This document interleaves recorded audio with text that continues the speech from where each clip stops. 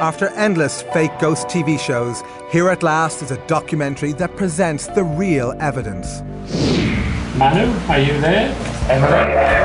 Yes. Hello, Manu. The experiments featured in this programme have been described by the scientists who witnessed them as some of the best evidence for life after death ever. We had 1,000 hours of continuous communication with the spirit world. Be quiet, be quiet, be quiet. Marie. For 5 years, the Scole Experiment continued to produce a vast range of extraordinary phenomena. More than in any other experiment in the history of the paranormal. It was witnessed by hundreds of visitors and monitored by a team of internationally renowned scientists and investigators. I must stress, it changes your paradigm. What they claim to have seen and recorded is so shocking that many will find it unbelievable. The table levitated and began to spin very rapidly. I'm not at all convinced that there is such a thing as life after death. In the US, we put psychic Alison Dubois, the inspiration behind the hit TV show Medium, to the test. Could she communicate with one of the leading Scole researchers after his tragic death? Is there a doctor in the house? And we meet this woman. I'll just never be this age again. She says she can pick up the voice of her dead son on this simple tape recorder. We also followed the Scole Group to Italy, where they conducted seances with Marcello Bacci, one of the world's most unusual mediums. For decades, grieving parents say they can talk to their dead children via his radio.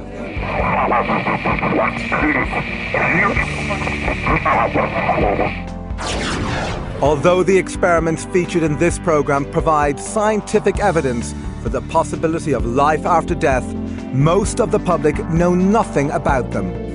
This is the first time both the Scole Group and Bacci have allowed their work to be shown together in a TV documentary. There has, in my view, never been anything like that at all, ever.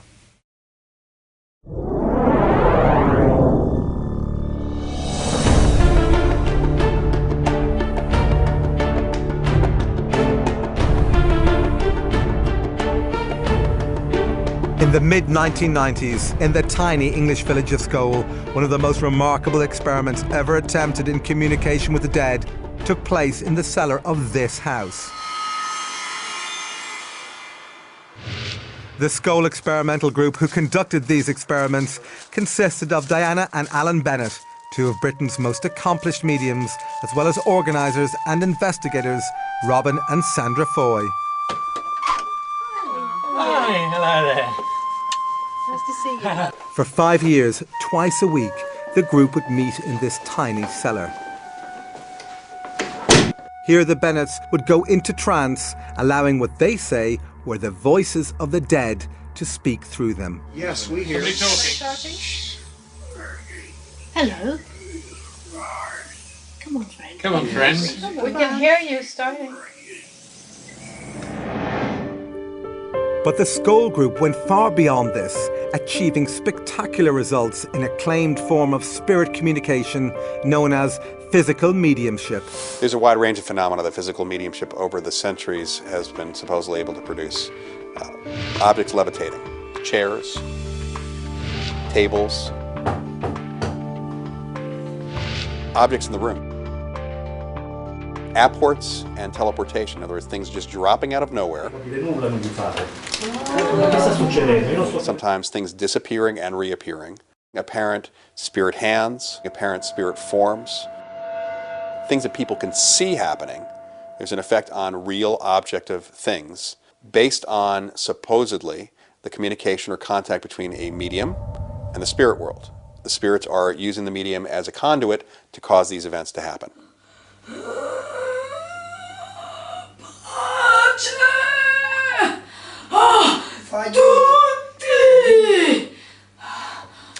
Physical mediumship is entirely different from mental mediumship because everybody that's present at the time can witness what's happening. Such as if a voice comes from mid-air, everybody can hear and converse with the voice. Very nice of you to have us here. If a spirit person manifests, everybody can see what happens. I think it's fair to say that when you have sittings with physical groups as successful as the Scole Group, you see miracles. You see things which cannot be explained under normal laws of science. Trying to communicate with the dead has been a lifelong passion for Robin and Sandra Foy. Today, they are among the world's leading experts in physical mediumship. What happened here during the Scole Experiment was very successful and a dramatic effort which proved conclusively to us that life goes on after we all die. Diana and Alan Bennett have also participated in physical mediumship for decades. They joined the Scole Experiment in 1993. But both claim their astonishing abilities began long before this. My first discovery of being a medium was when I was a child. I used to see spirit, I used to hear things and be aware of things that other people weren't aware. When I was young, I saw spirits. Spirits that would come and show themselves to me.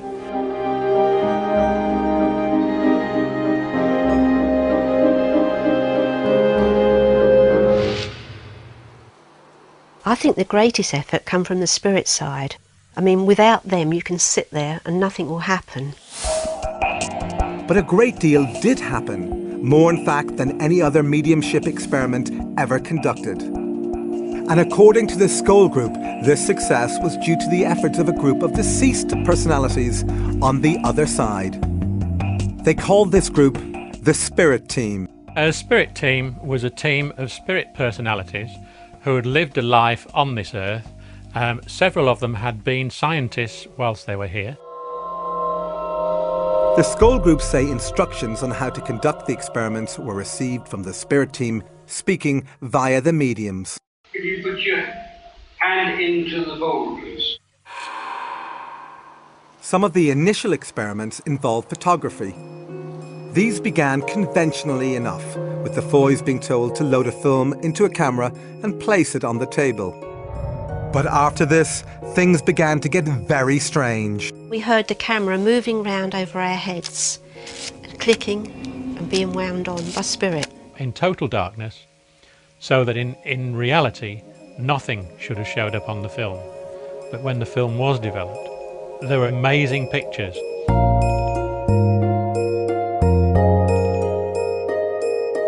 Wartime pictures of St. Paul's, of a bus that was blown apart in the Blitz. Quite amazing stuff. It was never explained to us exactly why we got these particular pictures, other than the fact that we had a separate photographic spirit team working with us at that stage, who were practicing their art and seeing what they could achieve. Some films contained images of faces, including human faces, in various stages of formation. There were a series that appeared to represent bubbles and various other things coming together, partial faces, etc. We were told that what we were seeing were areas of communication within the spirit world.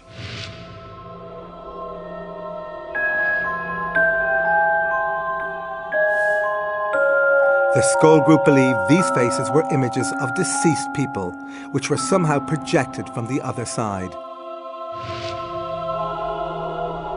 To them, this theory was confirmed with the appearance on another Scole film of this blurry profile. Communicators through the mediums informed them that it belonged to a man named Kingsley Fairbridge, who had died in 1924. We were put in touch in a very obscure way with his daughter, who was happy to agree that that was a picture of her father.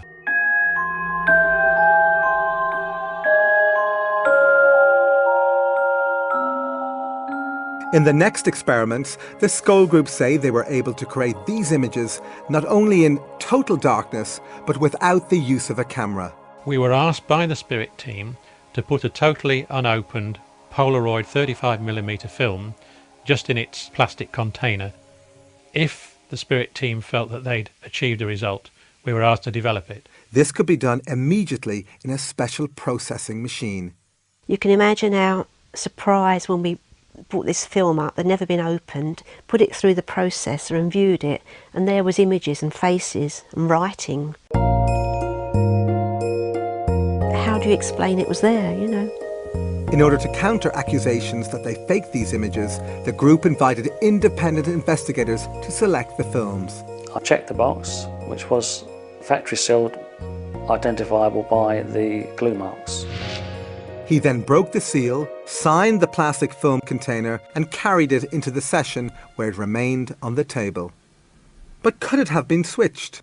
I'm 100% certain that the film I selected was the same film that was returned to me at the end of the session. The film was immediately processed in front of him. Halfway along the film, we could see a Latin statement. The Spirit team had said that they'd worked on the film, and lo and behold, there it was.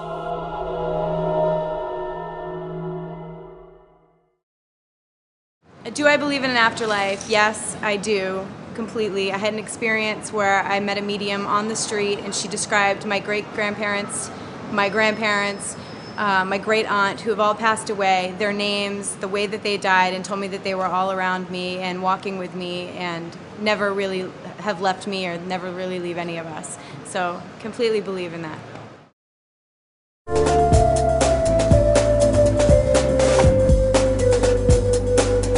News of the remarkable events at Scole reached Italy, where the Scole Group travelled to meet one of the world's most unusual mediums. Marcello Bacci amazes visitors and scientific investigators who say they can hear the dead speaking through his old vacuum tube radio.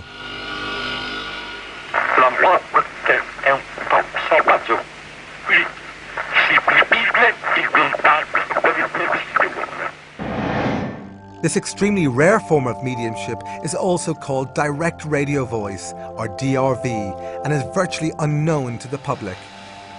With it, experimenters believe that two-way conversations with the dead are possible. But could the Scole Group communicate through Bacci's radio? Manu, are you there?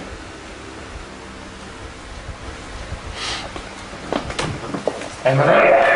Yes. Yes! Hello, Manu. Thank you, Manu. After this, scientist Harry Oldfield, a colleague of the Scole Group, attempts further communication.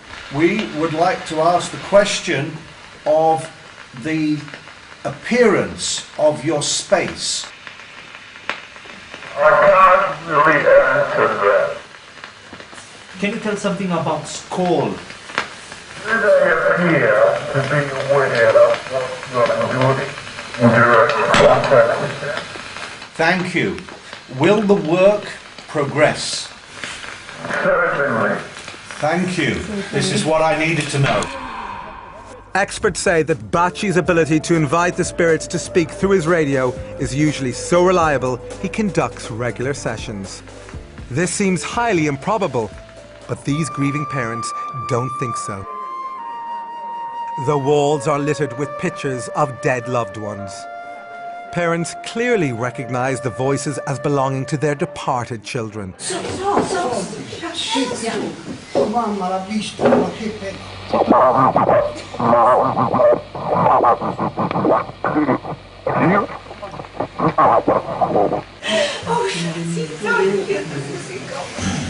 Io sono certa che è mio figlio, così come le altre mamme, perché i ragazzi quando si presentano prima chiamano la mamma, il nome della mamma e poi il loro nome.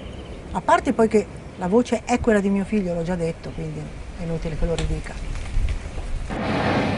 Da non dimenticare, tuo figlio, è stato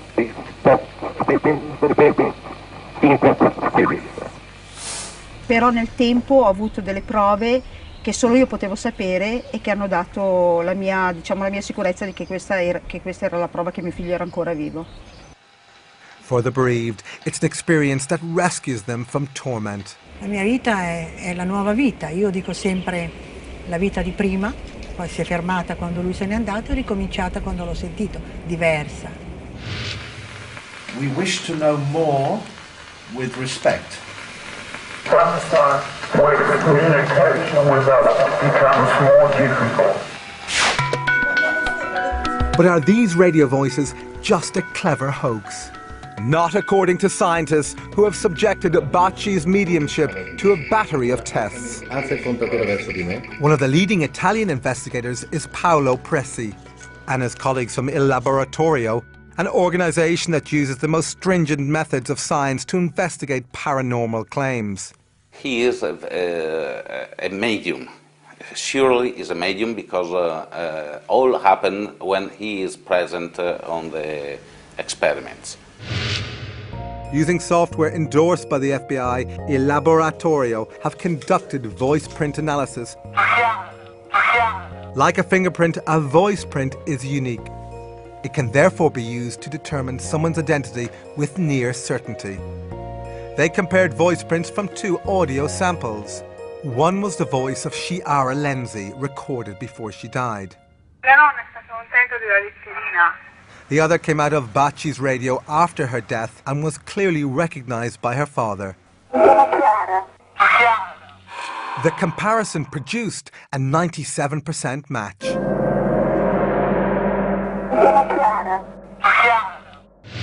Despite this startling evidence, skeptics claim that the voices could be faked by transmitting them from a remote location. But Dr. Emanuele Toriello, who has been investigating Bacci for decades, believes this is impossible. Dr. Toriello was present during key scientific experiments that, he says, eliminated any possibility of remote transmission. One of the first of these experiments involved putting Bacci's radio inside a special device that shields it from all radio signals. Yet still, the voices continued. I couldn't be more excited. Second point, the radio was switched off, and though the voices were going through. The third and main point, that the tube or the valves of the radio were totally removed. Still the voice were going through. So you tell me how it's possible. Thank you for all your hard work.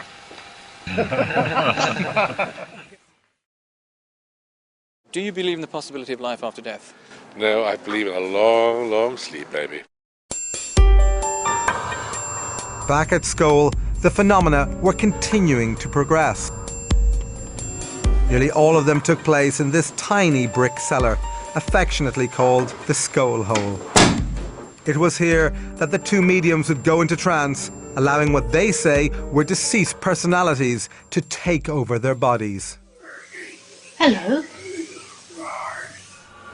But just how difficult was it to summon the departed? I think possibly we sat about twice a week for a year before we really got anything significant happen, you know, just minor phenomena up to then. But the group's determination and patience paid off. By 1995, visitors were reporting that the Scole Hole was alive with extraordinary phenomena.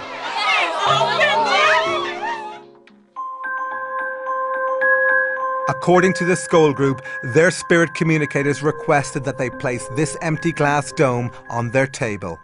The glass dome was very important to the Scole work. Creative energy stored in the dome and was used by the spirit team to produce the phenomena that happened at Scole.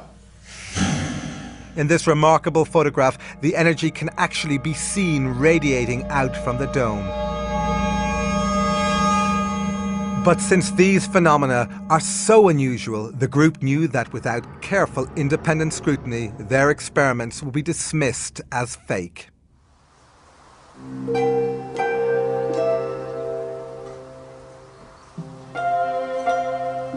Therefore, the group allowed their experiments to be monitored by a team of scientists and paranormal investigators from the Society for Psychical Research, or SPR, based in London. For over a century, the SPR has specialised in examining paranormal phenomena in an unbiased and scientific way. Among its members have been some of Britain's most accomplished scientists, including a dozen Nobel laureates. Its investigators have exposed many fake mediums. They are not easily fooled.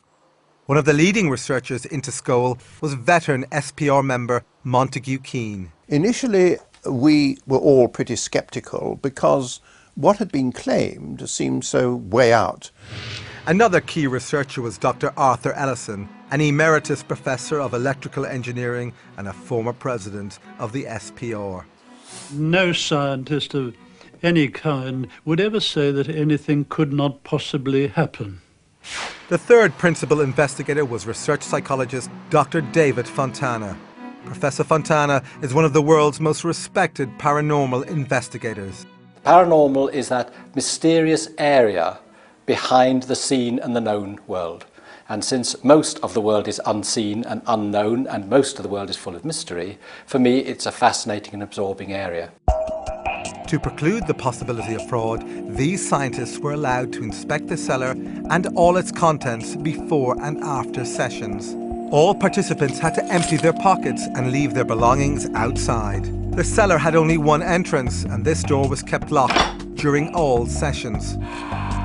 Despite these precautions, the incredible events at Scole continued unabated, and the SPR investigators reported what they saw in graphic terms. We saw coloured lights, we saw materialisations, we had direct voices, that is, spirit voices talking from the air.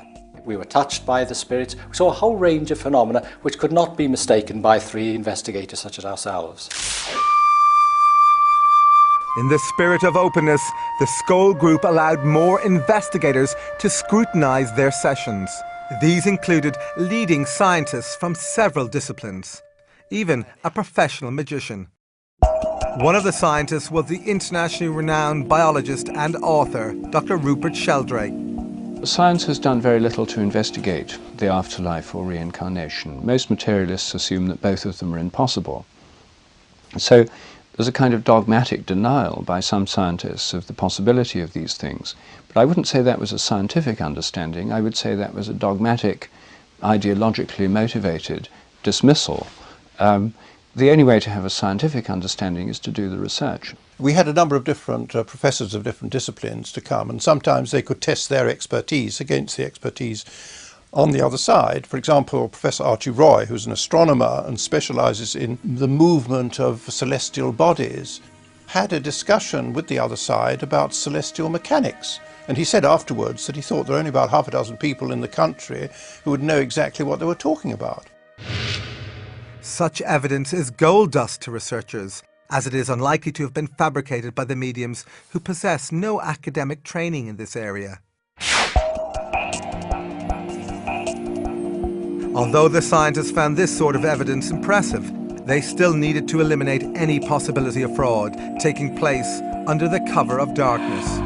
Therefore, the Scole Group devised several controls to help eliminate this possibility.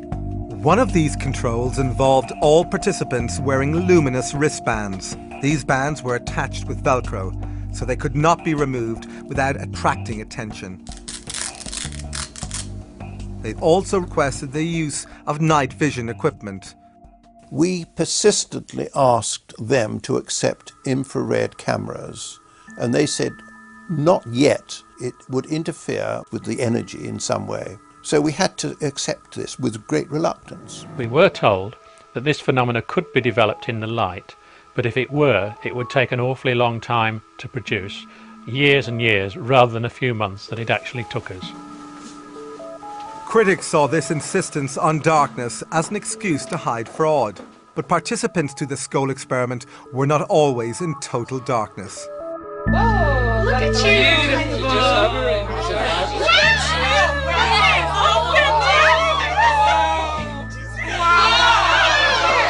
There were various shapes, generally like a pea-sized light, and it had substance. They would come and sit on your hand, you could feel them.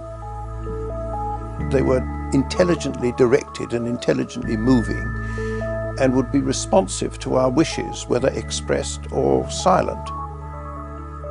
The gyrations were sometimes so rapid that it almost left like a circle of light going over here and over there. Sometimes two lights would appear and just stare at me within inches of my eyes.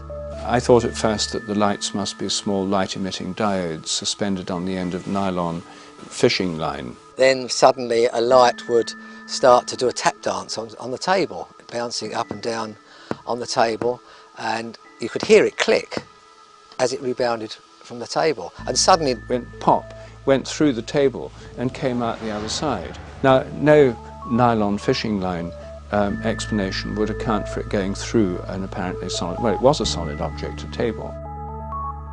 The lights also had another rather strange trick up their sleeve, if I may talk about lights as having sleeves, and that was to pass through bodies. I was actually used as a guinea pig in the early days to see how it felt and to develop the phenomena. And this light would actually enter through my chest, and then 3 minutes later it would probably pop out of the arm or something and disappear across the room. This was being developed to produce a healing phenomena. I have this bad knee, and at one point we had a light that was moving around the room and rested on my knee for a minute and suddenly moved inside my knee. Yeah, she just went into my bad knee. I could feel it moving around in my knee, and then all of a sudden shot out the back of my leg and took off. The pain was greatly reduced, and the swelling that had been in it that day was gone, and that was a huge, wonderful thing to happen. Visitors declared themselves delighted by these displays, but they were astonished to hear voices of what they say were spirit personalities talking through the mediums. We had 1,000 hours of communication during the Scole Experiment. 1,000 hours of continuous communication with the spirit world. Be quiet, be quiet, be quiet. Shh. Emily, when did you live on the Earth? Oh, a long time ago now. 19th century? Yes. In this dramatic form of spirit communication, the mediums go into trance, during which time, they say, spirits take over their bodies and speak through them. It's the love that connects people. Right. And the rest doesn't matter a jot. So what's it like to supposedly talk to the dead in this way? It becomes very natural, and actually talking to somebody who is deceased, if you like, is a natural thing. Purely and simply because it's the same as you talking to me here in this room at this very moment. There's no difference other than the fact that we are aware that they're no longer in this world. And not be frightened in any way. But could the mediums have just been acting? The researchers didn't think so. The voices were quite different from those of the mediums themselves, and the personalities behind the voices were not only quite different, but were very consistent. Even the accents were. But it wasn't just the consistency of the accents that impressed the researchers. They reported that the personalities also remembered every detail of all conversations spoken to visitors over a 5-year period. Add to those skills the ability to read minds. This apparently occurred when a female spirit spoke to the group. She would tell us what was going to happen, she would comment on what we were doing, and sometimes what we were thinking. She would answer our questions quite frequently before we'd actually asked them, which was quite embarrassing sometimes. Thank you for your warm appreciation of what we're trying to do. This communicator identified herself as the spirit of a Mrs. Emily Bradshaw. And Mrs. Bradshaw, who was a very commanding figure, a lady of the upper class Victorian or Edwardian lady, or she sounded like that. We continue from our side of life to influence people still in the body. But what evidence was there that these voices were really from the deceased? We knew that we were communicating with deceased personalities because a number of people who communicated with us were able to be identified by independent witnesses at the time who could testify as to them being people they knew, evidence which couldn't possibly have been known by anybody else. But what's it like for the mediums to have these ethereal communicators speak through them?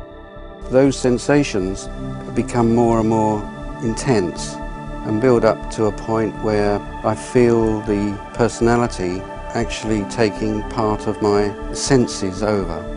I become more and more unaware of my own body and also more and more unaware of my own thoughts.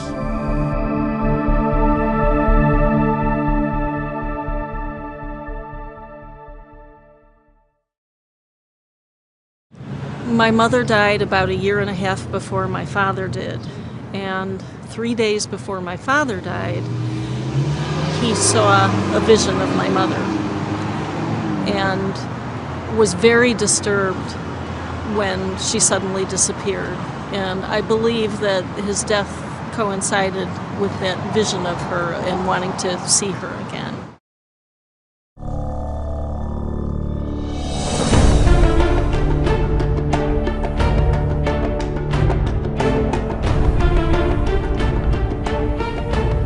Back at Scole, visitors reported seeing and especially hearing these objects materialize from out of nowhere. In the language of physical mediumship, these objects are called apports. An apport is an object which is quite solid, which is brought from one location to another during an experimental session, but in so doing apparently passes through solid walls, doors, etc. Well, the total number of apports that we had during the experimental sessions was about 80 or even more. Whilst we were sitting here, this object would arrive, just materialise, and arrive on the table. But as it arrived, that's the sort of noise it would make. Despite the fact that witnesses heard a loud bang every time an apport arrived, no matter how small, skeptics have dismissed this phenomenon as objects merely thrown into the air.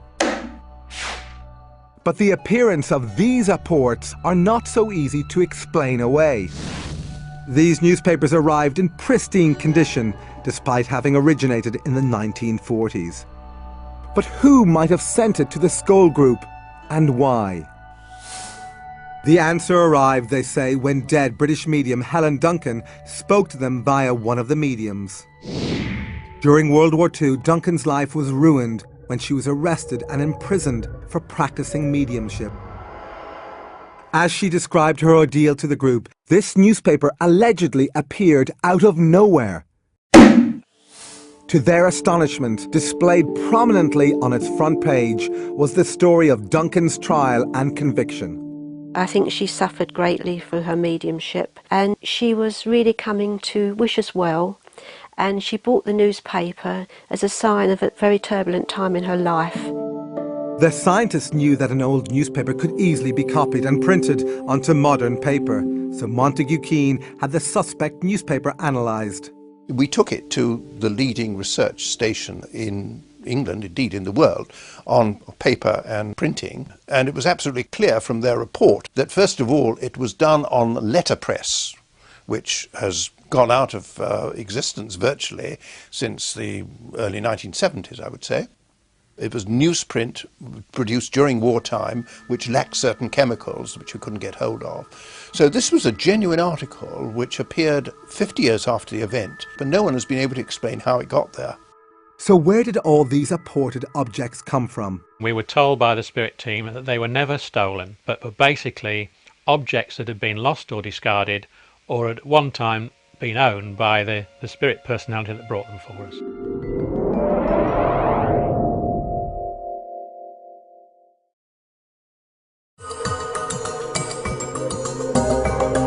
Back in Italy, we were given unique access to film one of Bacci's private seances. But Tim, now you have to sit somewhere and sit. Not in my back. Not in my back. Somewhere that you can, yes. Despite the loss of this camera, we were allowed to continue using this night shot camera to record the seance, which took place in total darkness.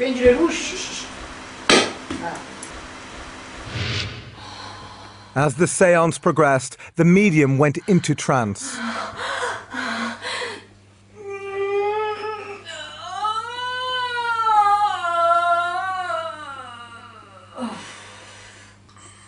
We were hoping to capture what visitors to Scole said they had witnessed, the levitation of solid objects. However, minutes later, we were asked to switch off the night shot camera. But secretly, we kept it running. And what we captured was truly astonishing. This heavy oak table rose into the air.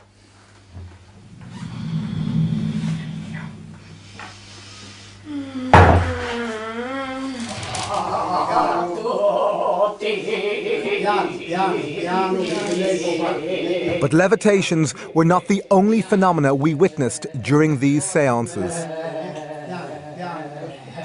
Like the Scole Experiment, visitors to Baci's centre say they have received apported objects.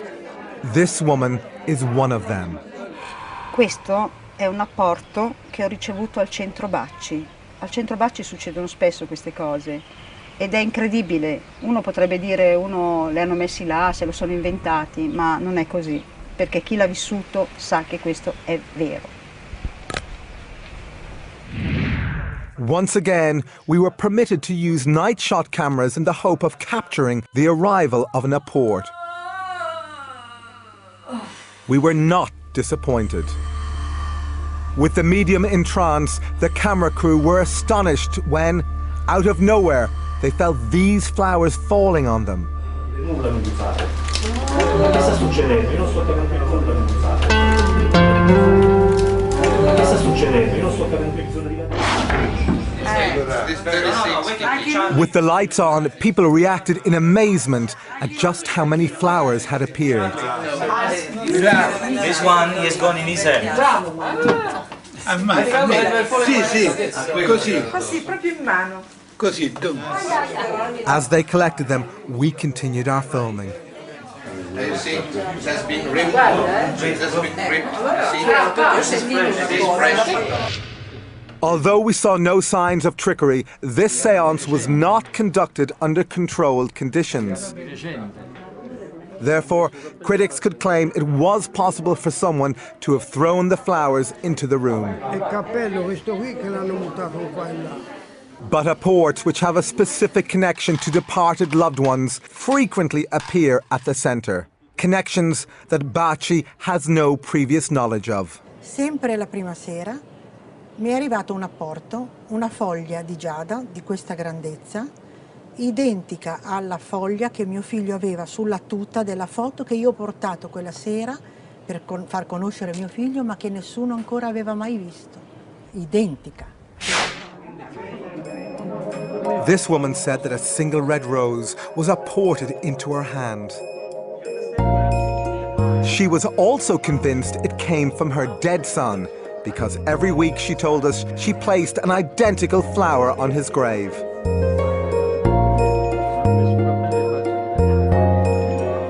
As impossible as it sounds, could this rose really have been sent from the other side?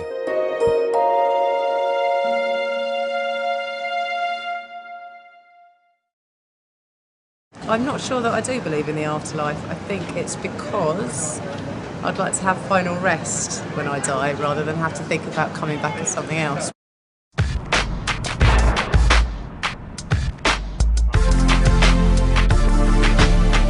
Back at Scole, the phenomena were continuing to progress. The scientists were about to experience something even more shocking. Another thing that happened was that a hand materialised and sort of glowed. And there was this disembodied hand floating around. When I told some of my friends about it, they said it sounded just like the Addams Family. And I commented to the medium, I said, oh, I can see a disembodied hand. And she said, it's not disembodied. This was Mrs. Bradshaw, who was speaking through one of the mediums. And I said, you mean there's an invisible body attached? And she said, precisely. And then she said, would you like it to touch you? And I said, yes. So she said, well, ask it. So I said, hand, will you touch me? And so the hand went round behind me and it tapped me on the shoulder.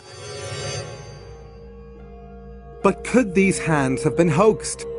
This visitor who felt the truncated length of a disembodied arm didn't think so. And I was so startled, I moved my hand and it traveled right up a sleeve. There was a sleeve, like a cotton sleeve, very much like this, right up to the shoulder, and then it just stopped. There was nothing beyond where the shoulder would have been. It was a really amazing experience. See the hand? Oh, yes, yes, oh, yes. You see the hand? Yes, the hand. It's stretched to the finger to point. Oh, I see, yes. Sometimes we would be touched by these hands. Sometimes we would invite them to touch us. Sometimes they would touch us on our knees, let's say, or on our feet, which, as it was a fraud-proof table, were inaccessible to the mediums themselves. So what's it like to touch one of these spirit hands? It felt cool, but not cold. It didn't feel clammy, it didn't feel slimy. It felt like a normal human hand, and it grasped my hand firmly.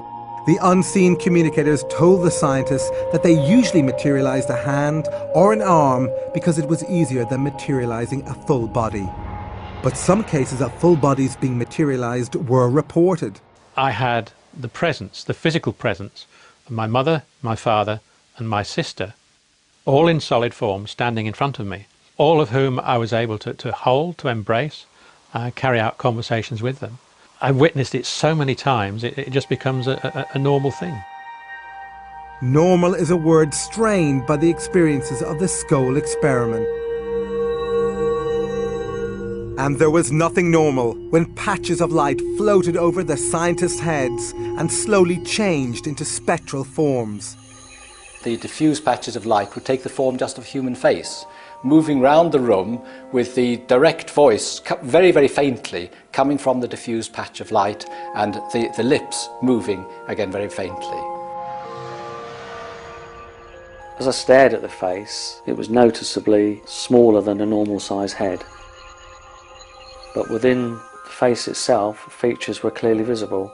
We could see the glistening of the eyes, we could see the eyes moving. And even more remarkable forms were to appear. They looked like angelic forms. It's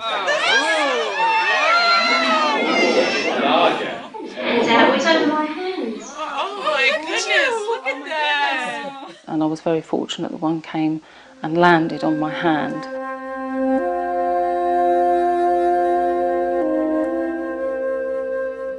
And just the energy that you felt from it when it connected with you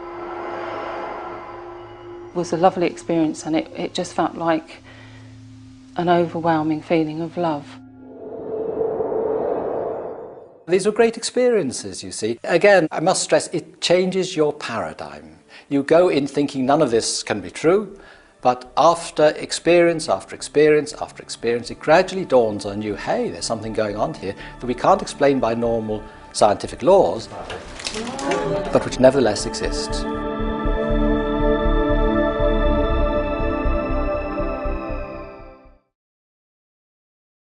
Years ago, I was staying in this very old inn, and I actually saw somebody come out from a wall and walk through and just disappear again. And I just believe there are people that are trapped between here and the next world.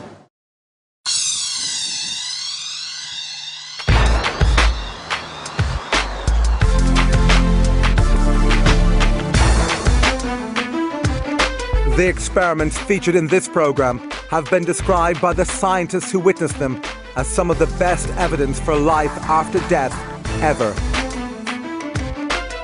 After 2 years of intense effort, the Scole Experiment began to produce more phenomena than in any mediumship experiment in the history of the paranormal.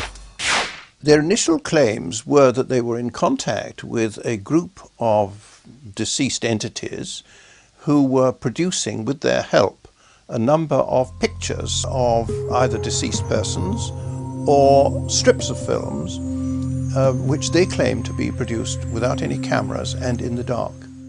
To eliminate any possibility of hoaxing, the scientists brought their own film and locked it in a specially designed security box. The box was held in the hands of the investigators so that no one could get at it. And then immediately afterwards, we would take it out of the box ourselves so that no one else touched it, and then develop it ourselves in a special machine.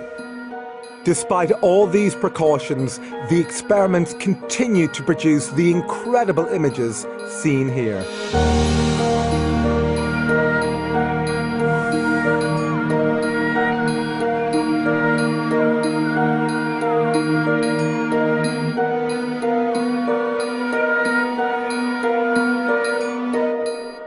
They were able to achieve whole lengths of film, sometimes up to as much as 4 feet, with various words, symbols, messages, all sorts of different things on that film.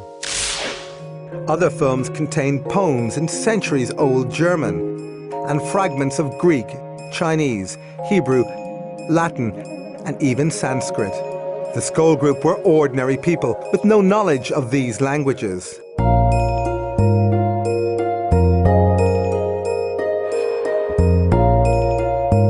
But did these films have a purpose? If dead personalities were producing these images, why did they apparently design some of them as complex puzzles? Providing something which is a puzzle, which is difficult to solve, is simply because it is difficult to solve. It isn't readily available. It can't be easily attributable to the person sitting around the table. Despite lengthy investigations, the possible authors of some of the films, like this German poem, proved impossible to trace. But others were easier to track down. This one contains a poem by Frederick Myers.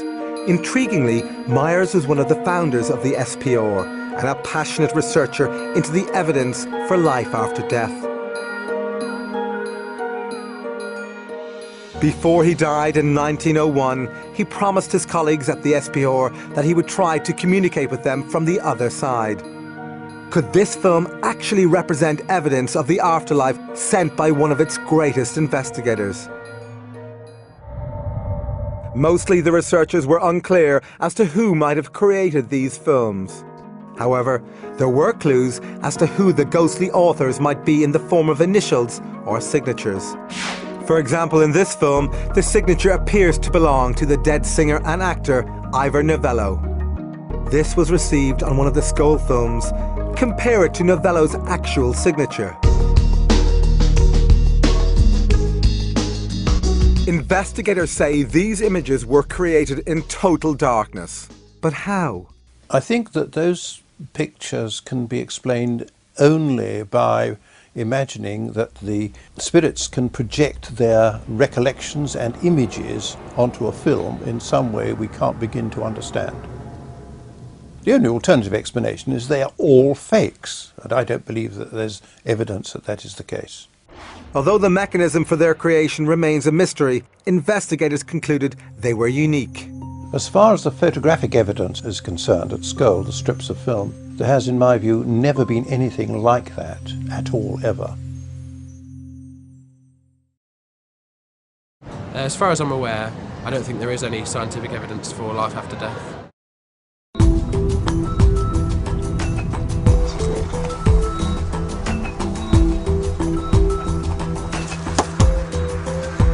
Spurred on by the photographic experiments, the Scole Group began a series of video experiments called Project Alice, after Alice through the looking glass.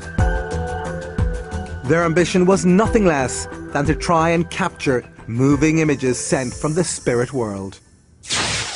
The Scole Group insists that instructions on how to position the camera and mirrors came from their spirit communicators.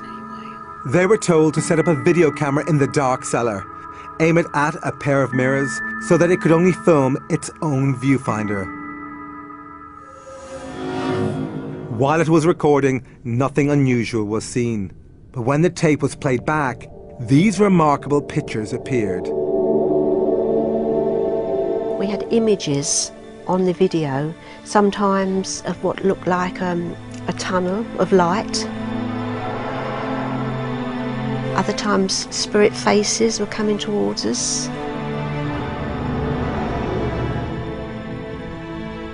Sometimes what appeared to be a doorway moving.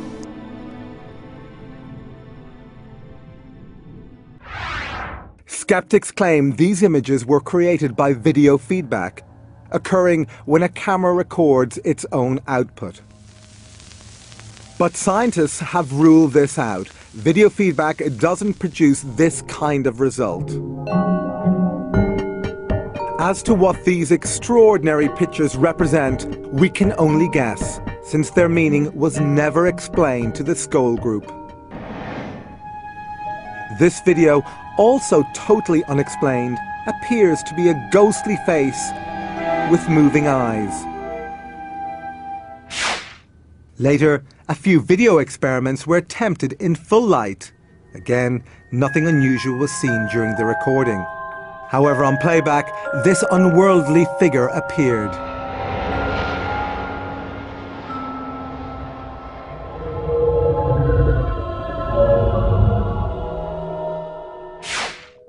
But was it possible for the Scole Group to have faked these images? Not according to the investigator who monitored these experiments, Swiss lawyer and businessman Dr. Hans Scher. There's absolutely absolutely no possibility that this film could have been prepared before, because I selected one of the video films which was in its original packaging, which I opened. I took the film out, I signed the film, and I put it personally in the video camera. He inserted it into the camera. We never touched at any stage the camera or the film. When we played the film, it showed at the beginning a number of bubbles of various colors.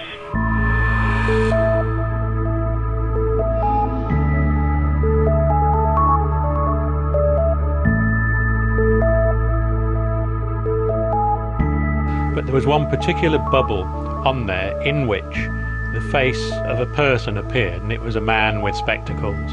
Although Dr. Scher did not recognize this face, the Scole Group thought it might have belonged to someone who was trying to communicate with him from the afterlife.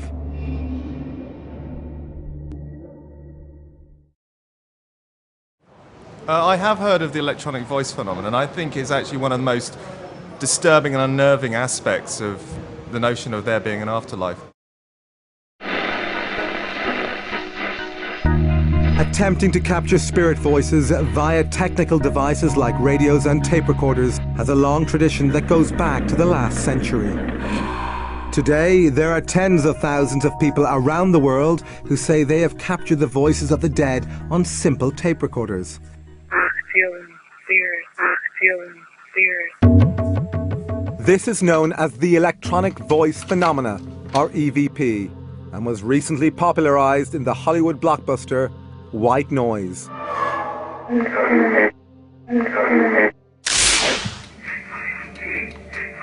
Despite the Hollywood treatment, EVP has been the focus of serious scientific investigation. One of the leading researchers is Alexander McRae, an electronics engineer who has worked on communication systems for the space shuttle. He has been investigating EVP for decades. If somebody came up to me in the street and said, "There's nothing paranormal about EVP," I would say, well, I've done at least 20 years and hundreds of experiments, and I know that it is a paranormal effect. Now, how many experiments have you done?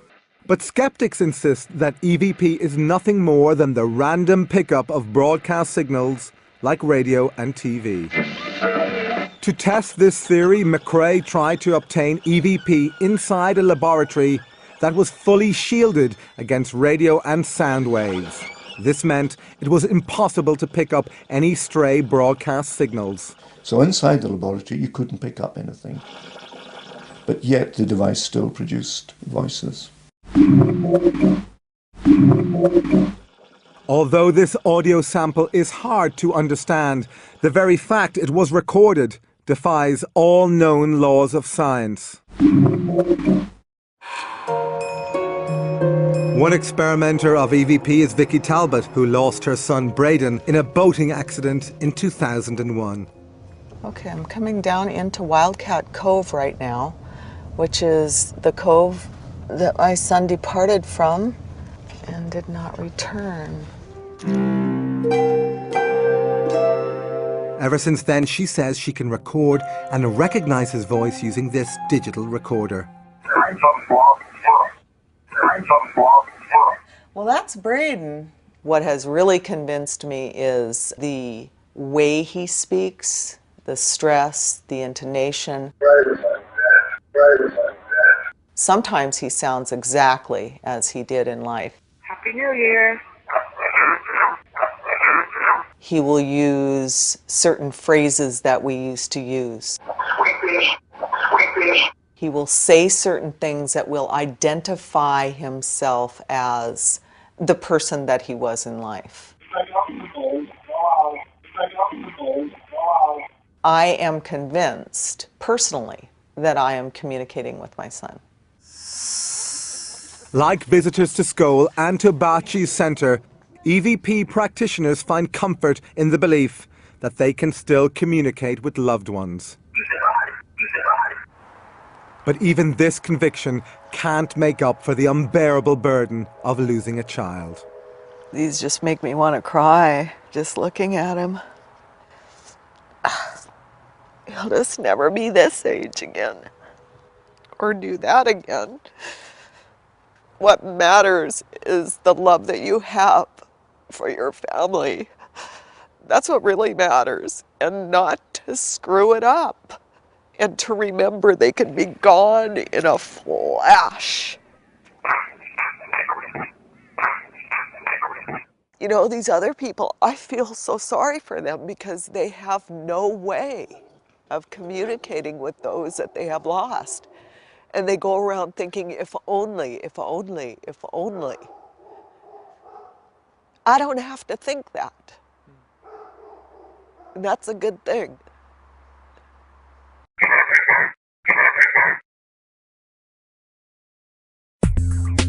Although EVP provides some comfort to the bereaved, practitioners say that the voices are often unclear, always one way, and frustratingly short.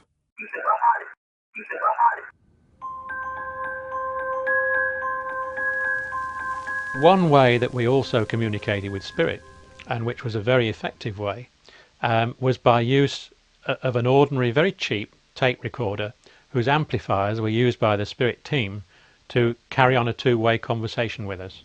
We inspected this machine and found it was completely normal. Earlier, its built-in microphone had been removed to eliminate the possibility of recording anything. When the machine, which contained a blank cassette, was activated, witnesses were astonished when they heard this voice asking them a question. Scole Experimental Group. Yes. Yes, Scole Experimental Group. Experimenting with audio.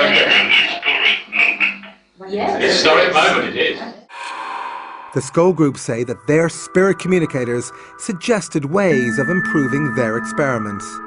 For example, they told Professor Ellison, one of the SPR scientists, how to build a device for boosting communications via the tape recorder. But this information arrived in a very strange way.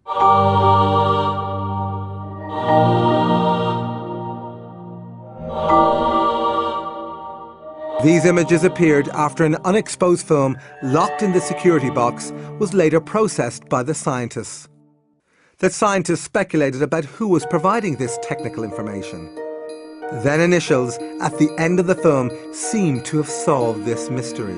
I wrote to the Edison Memorial people in America, and they sent me a copy of one of his letters, which contained his initials, which looked almost identical to the signature on this film. This matching set of initials convinced the researchers it was Thomas Edison providing this information. Not only was Edison the world's most famous inventor, he also had an enormous interest in the possibility of an afterlife. His intention to build a machine that could communicate with the dead made headlines around the world, but he died before being able to build it. Is it possible that through the Scole Group, he finally achieved this aim? My understanding of life after death is what we've done here, the way we've affected the people about us and things that we do, and it lives on through them.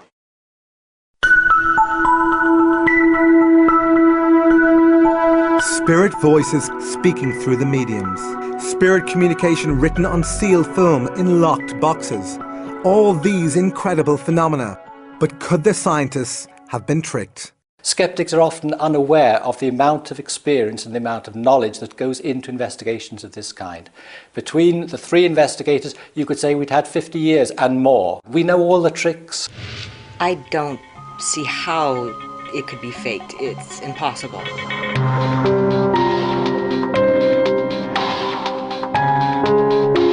Nevertheless, was it possible for the Scole Group to have perpetrated a massive hoax? These things are so extraordinary that when one tells them to people who've not had the experiences themselves, they think, oh, it must be trickery. And the challenge then always is, okay, you duplicate it.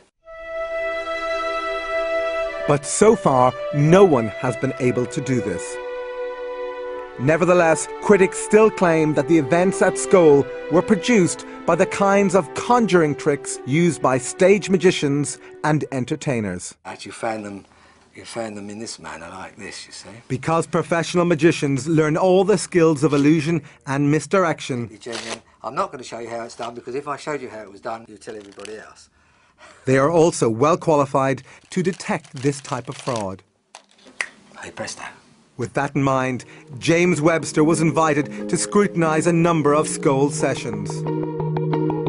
Webster is a member of the Magic Circle in Britain and has been a professional magician for over 40 years. Well, I had an opportunity to view the cellar. I could see no magic props or anything which made me feel inclined to think there was any hoaxing or trickery. But could he replicate the events at Scole? I could not do it myself as a professional magician, and I don't believe in any magician that I knew could do even the lighting, let alone the other phenomena that I witnessed. Any one of those in the cellar, I'd say they were wasting their time doing this here for nothing, when they could be earning $1 million out there on the stage.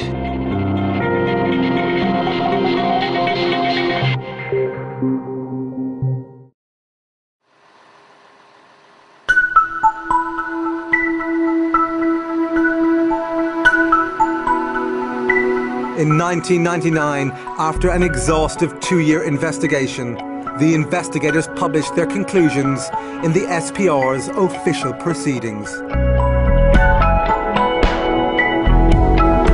They were looking for evidence of a hoax. They sifted evidence for signs of fakery. But did they find it?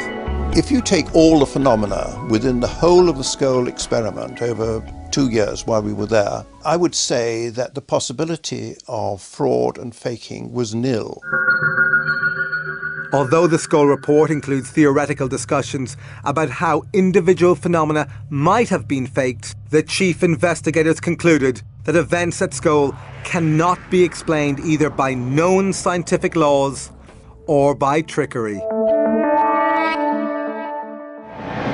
But psychology professor Chris French, the co-editor of Skeptic magazine, remains unconvinced. There's lots of claimed evidence for life after death coming from lots of different sources. The debate should be about the quality of the evidence.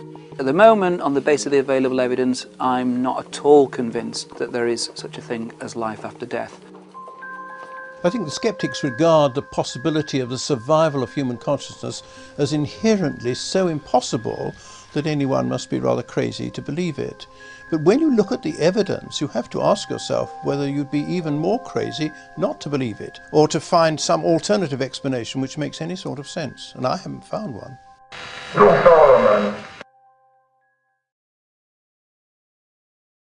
When we die, we go into another world. A lot of worlds. 3,665 worlds. How can you be so specific? Because I read it in the Bible. News of the amazing events at Scole spread around the world. In 1997, they were invited to hold sessions in 4 European countries and the United States. Some of the most successful sessions occurred in the Los Angeles home of Brian Hurst. We wanted to see whether it could also take place so many thousands of miles away from Scole, here in Southern California. Hurst's converted garage was the venue for 8 sessions. As many as 30 people attended each one. Oh, hi! Hello, Cynthia. Hi, nice how to are see you? you. Great. Before each session, investigators carefully inspected the room. Many people went in at different times before the sessions, and there was no paraphernalia, there was nothing hidden there at all. Despite being interviewed a decade after the Scole experiment, these witnesses are still profoundly moved by what they saw. There was so much phenomena going on, it was really overwhelming. As with most sessions, visitors began by sitting quietly in total darkness. Then they started hearing the voices of the spirit team speaking through the mediums. Be quiet, be quiet, be quiet. Marie. Then the darkened room burst into life. Isn't that cool? Look at that. That is awesome. Wow. It's like a firefly. Like fireworks. Wow. And then it would go up to the rafters of the garage and come down and thunk hard like a big rock hitting the table and then disappear. Just gone through the table. As well as these amazing balls of light, furniture in the room began to move. We had a table in the center of the room that had crystals on it. It's moving. The table is indeed levitating. The table levitated, was turned on its side, and began to spin very rapidly. The crystals never fell off. Even if there hadn't been crystals on the table, it would have been impossible to have turned the table sideways and rotated it with the speed at which it rotated. And we could see this because there were luminescent strips on the table. And it began to spin around actually so rapidly it almost looked like a pinwheel. As well as familiar spirit communicators, other voices the group say belong to dead relatives also attempted to communicate. We're several Someone for Shirley. Yes? Sure, Dad? Speak to. Hi, Dad. I really do feel that my dad came and he was the one who put his hands on my shoulders. Oh. The way we were situated in the room, my chair was right up against a wall, and there was no way another person could be behind me. Then another hand appeared in front of them.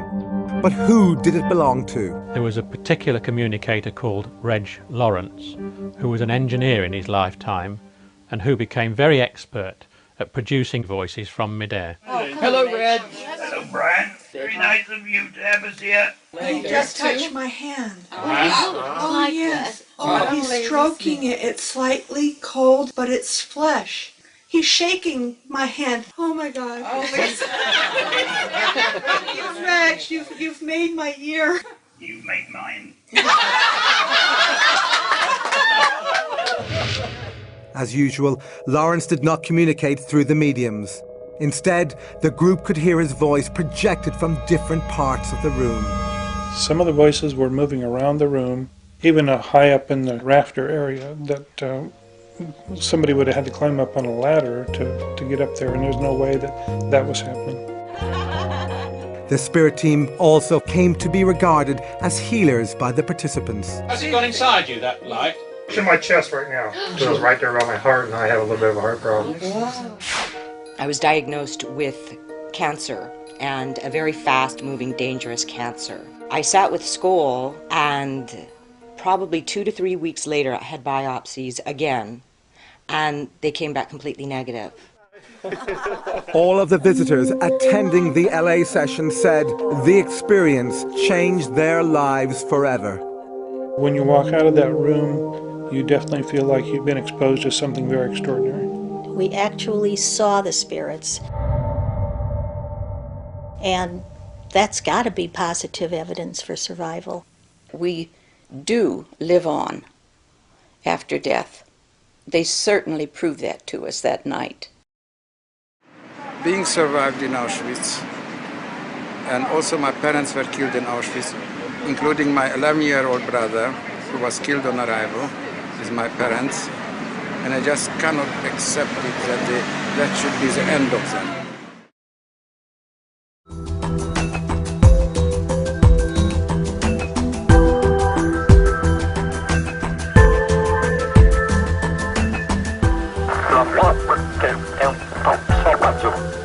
Previously, we have shown how experiments at Scole and with Bachi provide powerful evidence for life after death.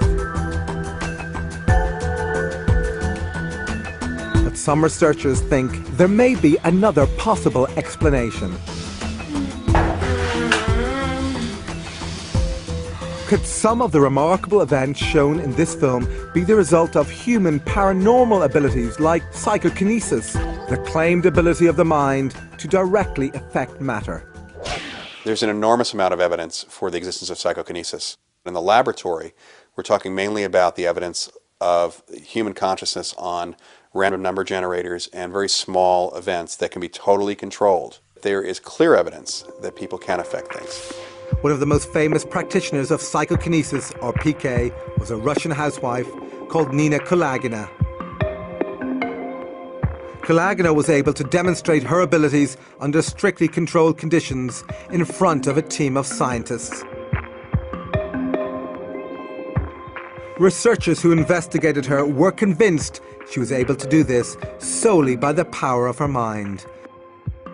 So could the Scole Group and their visitors unwittingly have created some or all of the phenomena using mind over matter? As an explanation, although it's not more than just simply a label to it, this is psychokinesis in physical mediumship.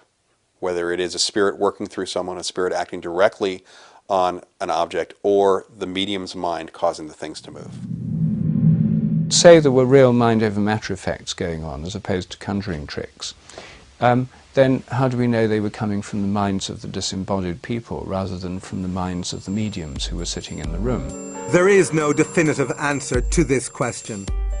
But the theory that these phenomena were due solely to psychokinesis from the living seems improbable, since PK produced in laboratories tends to be weak. Therefore, mind over matter from the living is unlikely to explain the huge range of phenomena featured in this film.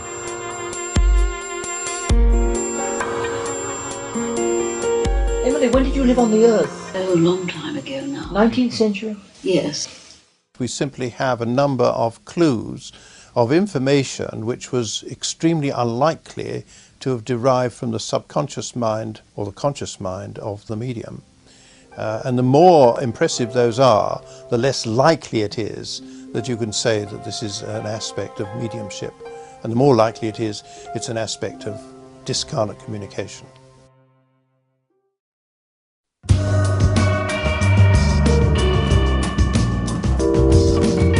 Previously, we travelled with the Scole Group to Italy, where they first met with Marcello Bacci. They say they were able to talk to the spirits via his radio. Come on, who's this? Come on here.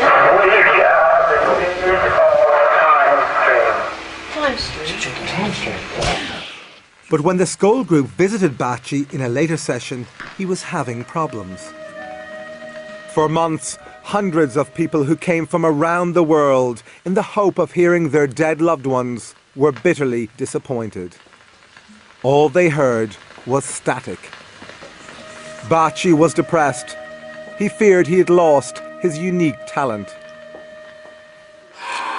Then, in an extraordinary piece of luck, as our cameras rolled in an interview with Bacci, the radio, which had been silent for so long, burst into life. Chiudete tutto! Scusa, they're coming the radio. They're coming the radio.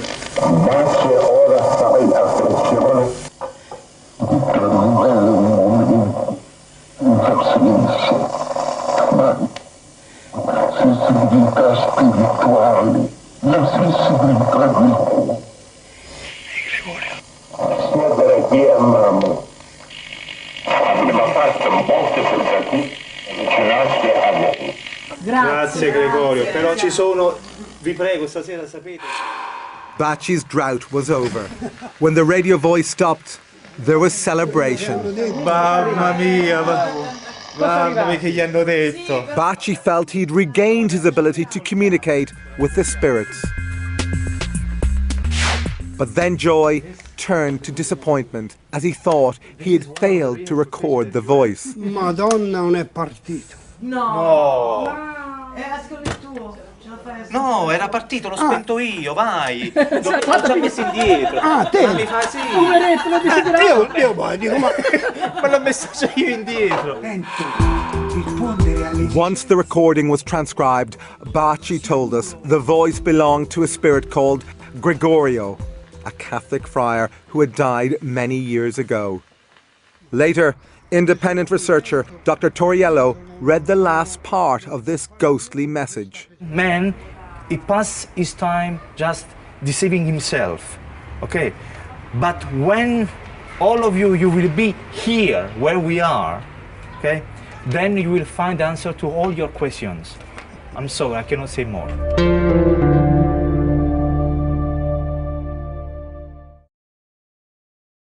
We do look down on our friends and loved ones after we die until such time as we move on. to some other dimension. I think you can think what you like, really.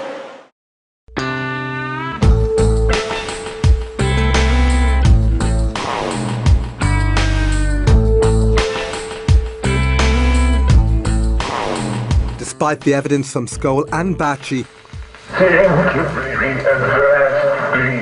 most scientists still refuse to even consider the possibility that consciousness might survive death. Dr. Rupert Sheldrake, the internationally renowned biologist and Scole investigator, offers an explanation. There's a dominant materialism in science that grew up in the 19th century. It's become part of the culture of science, but it's really a dogmatic belief system rather than a testable theory. What this means is that scientists have become completely focused on the things they can both measure and replicate in labs. Within science, based on a materialist point of view, the mind is the brain. So anything that suggests the mind might be more than the brain goes against the theory, and therefore most scientists don't want to know about it. Another prominent scientist not convinced that consciousness is solely the result of brain activity is Dr. Charles Tart. But that's just a small part of the spectrum.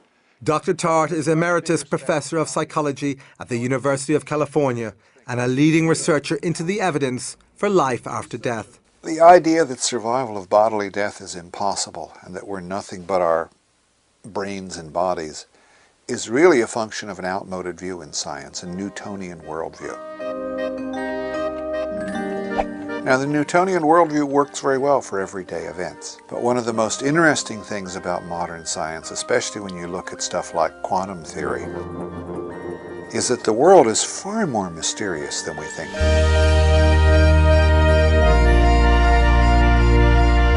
And we now have experimental evidence of what Einstein called spooky action at a distance, that we can instantaneously affect something in a distant part of the universe. That's really wild.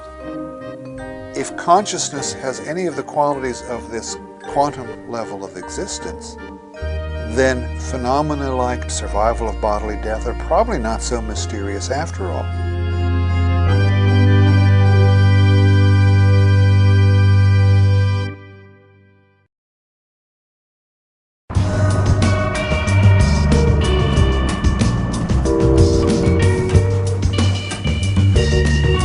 But could quantum theory explain one of the most shocking experiments conducted at Scole? This particular experiment was perhaps the most important experiment of the whole series. Previously, we showed how visitors reported seeing these balls of light appear before them. It's like fireworks! On this occasion, one of them flew inside a large quartz crystal. The crystal then levitated. We could see it glowing, and then descended into a Pyrex bowl. Then Arthur Ellison was invited to pick it up. He picked it up and satisfied himself that it was there and it was glowing, and he put it down again. He was asked right away to pick it up again. He tried to, and his fingers closed right over it. It had dematerialized. There's nothing there, yes, it looks the same, but there's nothing there. Then he was asked to pick it up again, and it rematerialized in his hand. Oh, I can feel the crystal now. Now this dumbfounded him. This is what finally convinced him that this was real, because it couldn't have been faked in any way. And he had his head right over the top of the bowl in order to ensure that no hand or no instrument could interfere with it. Of course, we were totally amazed by this. Things do not materialize and dematerialize. This is against all the laws of nature. We're trained scientists, of course. We know how the world behaves, and it doesn't behave like that. When you really think what we're experiencing now, yes, it's amazing. Miracle, yes. But what does this remarkable demonstration tell us about what might happen after death? The spirit team told us that the experiment with the crystal in the bowl gave a good example of what happened when we die, in that the essence of the crystal remained even when the physical part of the crystal had been removed. Our bodies represent the physical part, but the essence of ourselves remains the same. This, if you like, can be termed the soul.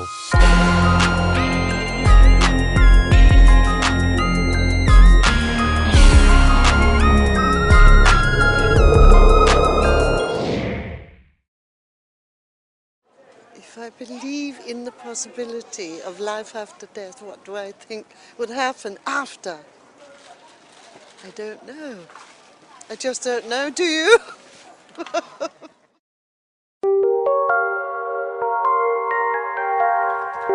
Well, I don't particularly want to have anything other than pure death, and I would rather not believe in survival, but I find it impossible to be intellectually honest and not believe in survival. Tragically, during the production of this film, Montague Keen died. But this gave us the opportunity of testing whether or not he actually got his wish for oblivion. This came in the form of Alison Dubois. Dubois has become one of the most famous mediums in the world after her abilities were dramatized in the hit TV show Medium. That's huge. When things come through that strong, huge. I can't get back. We visited the University of Arizona, where scientists were testing the abilities of America's top mediums. Here we challenged Alison Dubois to contact the spirit of Montague Keen. It's not the same as when you're alive. She was able to conduct her mediumship in full light, in front of the camera, with two researchers seated behind, asking questions. Do you have any idea who this person is? Dubois wasn't given any information about Keen. The only thing she was told was the first name of Keen's widow, Veronica. The fact that he gets to still be here around the people he loves is huge to him. Although many of Dubois' statements were vague, some were astonishingly accurate. He went down at a podium, or no.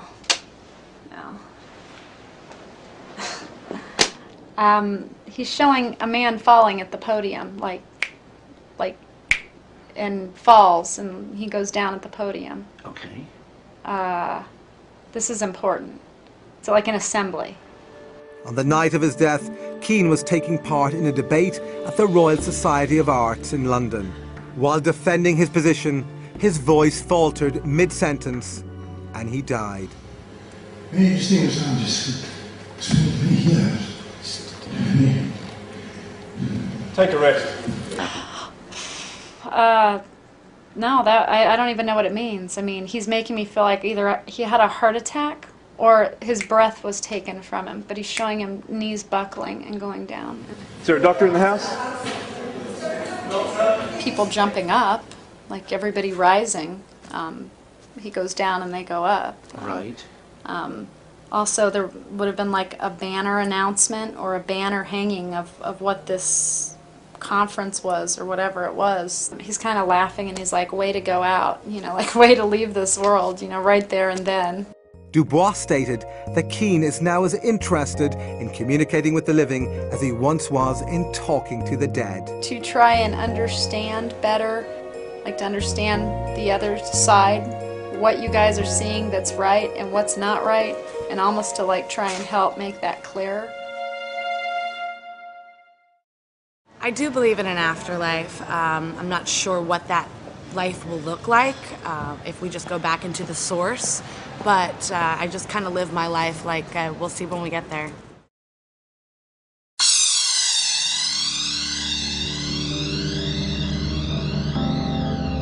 Although some researchers continue to question whether the experiments featured in this film represent convincing evidence for an afterlife, for the leading investigators and participants, there is little doubt it does. We actually saw the spirits.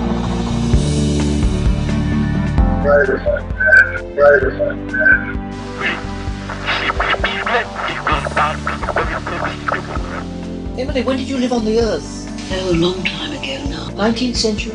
Yes. Come on here. I think we were pushing the barriers further than they'd ever been pushed before, and I think we just got to the stage where at that time we couldn't go any further. In 1998, after 5 years and 500 sessions, the Scole Experiment finally came to an end.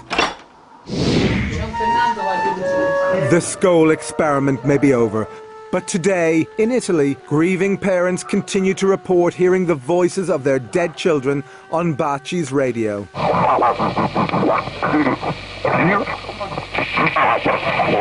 And Vicky Talbot says she continues to receive the voice of her deceased son, Braden, via EVP.